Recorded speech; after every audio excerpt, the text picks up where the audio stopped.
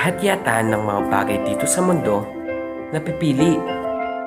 Napipili mo ang mga bagay na makapagpapasaya sa'yo. Pero hindi lahat ng mga bagay na makapagpapaligaya sa'yo, nakukuha mo. Minsan, hindi talaga nakalaan sa'yo, pero minsan, hindi pa yun ang tamang panahon. Yan ang kwento ng pangalawa naming bunso, si Ate Jane. Bata pa lang siya, kitang-kita na sa kanya ang husay at pagkabibo.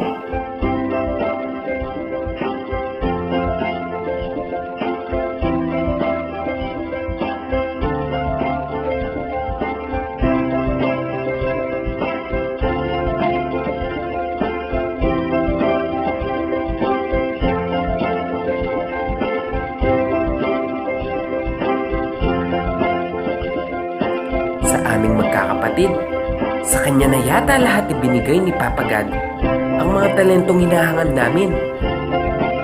May magandang boses, magaling sumayaw, at pinakamagaling umarte. Kaya nga siya ang may pinakamaraming extracurricular sa aming magkakapatid nung kami nag-aaral pa. At syempre, siya rin ang laging napapagalitan sa aming lahat. Siya perpektong tao.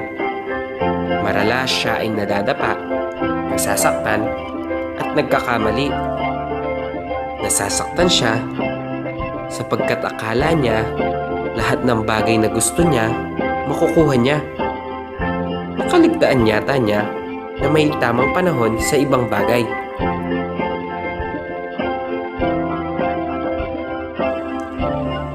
Sa aming mga magkakapatid, siya ang may pinakamahilig sa camera. Uy, Nel, picturean mo ko bago ko makusagli. Picture Kenny, picture ka rin. Ang gaking may sawa ko. O ito, dahil kaluguran mo, pagbigyan mo. Pero makasawa minsan, di ba? Hehehe.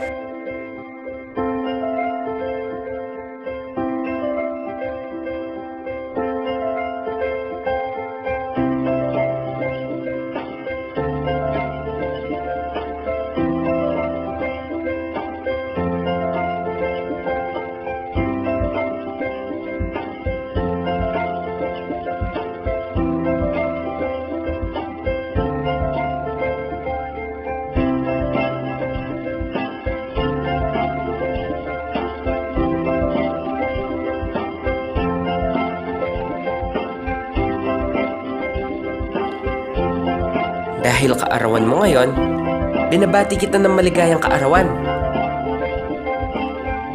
Alam mo kung gaano ako kasaya, kung anong kinalalagyan mo ngayon. Alam ko rin na nagsisimula mo nang tuparin ang mga pangarap mo sa buhay. At hindi rin lingid sa aking kaalaman kung gaano mo sila pinaghihirapan.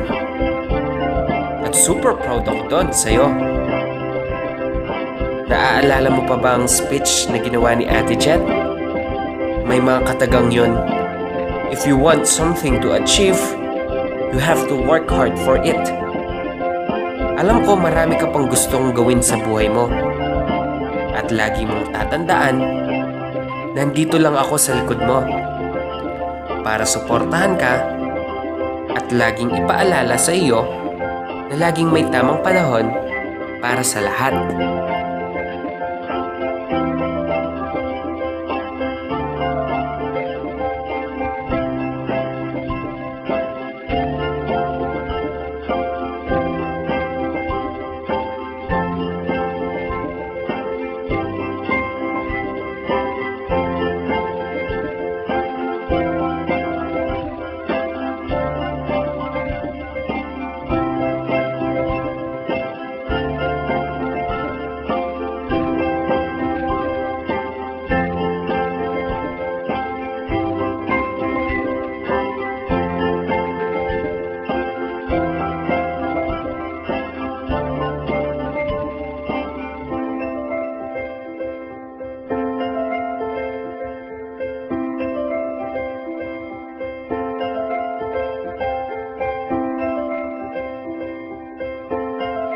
Maligayang kaarawan, Ate Jane.